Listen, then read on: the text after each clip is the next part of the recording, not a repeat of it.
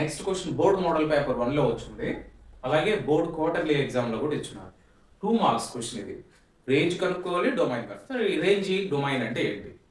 So ఒక ఫంక్షన్లో ఏదైతే మనం ఇన్పుట్ చేసే వాల్యూస్ అంటే ఏవైతే వాల్యూస్ సాటిస్ఫై చేస్తుందో ఆ ఫంక్షన్ అవన్నీ కూడా డొమైన్ కిందకి వస్తాయి. సో అదే ఆ ఫంక్షన్ నుంచి బయటకు వచ్చే వాల్యూస్ అంటే ఫంక్షన్ యొక్క వాల్యూస్ని, అవుట్పుట్స్ని రేంజ్ అంటాం. It is a real valued function. Real function mention చేశాడుగా F of X equal to root of 9 minus X.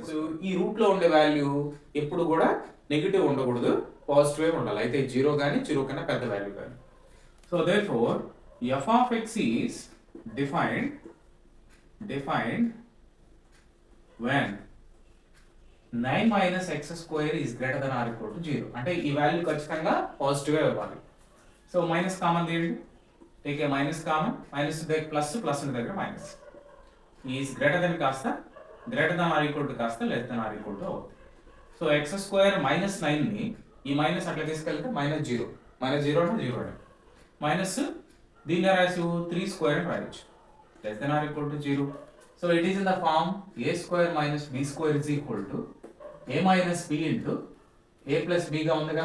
a value x, b value 3. So అలా ఒకసారి రాద్దాం.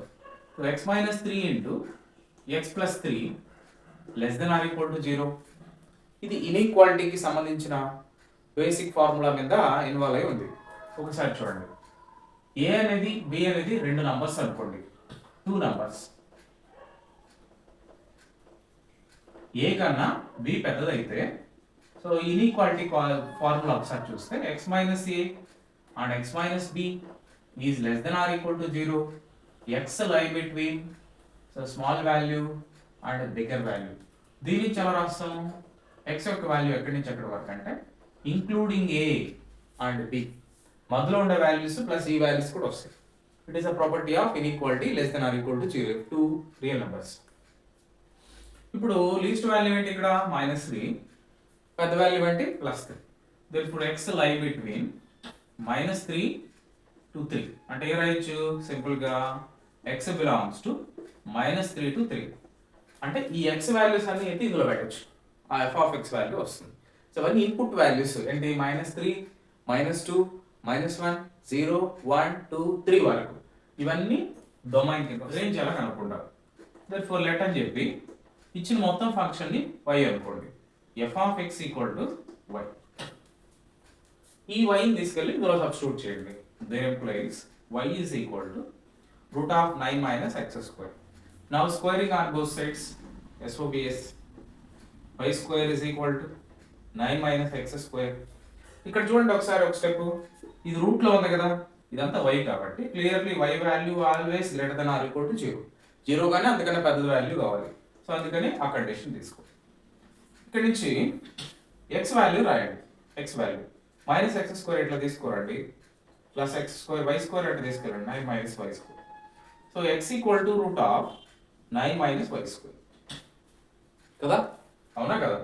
x value 9 minus x square. ఇది కూడా ఏంటి? ఇప్పుడు ఇదేంటి? రూట్ లో ఉంది. రూట్ లో ఉండే value can't be negative. Therefore that is 9 minus y square always greater than or equal to 0. Take a minus common. Y square minus 9 less than greater than కాస్త less than అవుతుంది. Minus అవతల తీసుకెళ్ళిపోతే -0. y square minus 9 less than or equal to 0 ఎలా రాయొచ్చు దీన్ని? y square minus 3 square ఇంతకు ముందు లాగే. So here y minus 3 into y plus 3 less than or equal to 0. y lie between -3 to 3 according to this formula. So, but observe these two. Observe this two conditions. Clearly, y value greater than or equal to 0. Here, y value -3 to 3. So, intersection of these two conditions, y can't be negative. So, from these conditions, this and this condition, therefore, we only take a 0, y less than or equal to 3. Therefore, y belongs to 0, 3 only. This is the range. This is the basic concept. ఈ చాప్టర్కి సంబంధించిన పూర్తి repeated questions అని నేను యూట్యూబ్లో మన ఛానల్లో upload చేస్తున్నాను. Subscribe, like, comment చేశారనుకోండి ఈ వీడియో ఇంకొంతమందికి రీచ్ అవుద్ది, మీలాంటి పిల్లలకి యూజ్ అవుద్ది. ఇది ఖచ్చితంగా మీ యొక్క ప్రిపరేషన్కి 100% యూజ్ అవుద్ది. సో మీతో పాటు మీ ఫ్రెండ్స్కి కూడా షేర్ చేయండి.